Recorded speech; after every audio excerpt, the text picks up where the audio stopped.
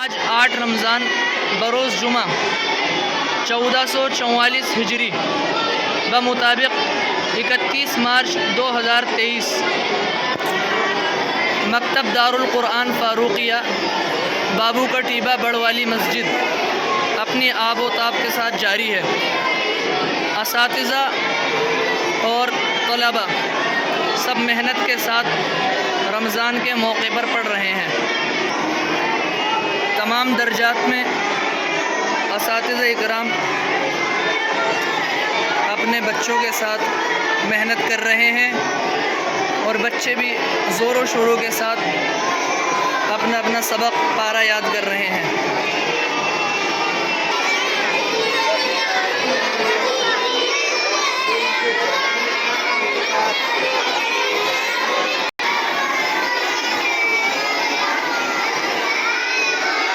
यहाँ पर रमज़ान में एक भी दिन की छुट्टी नहीं होती और बग़ैर हफ्तावार छुट्टी के यहाँ पर मदरसा चलता है।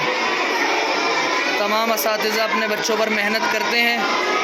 अल्लाह ताला इनकी मेहनत को कबूल फ़रमाए और बच्चों को कामयाब फ़रमाए।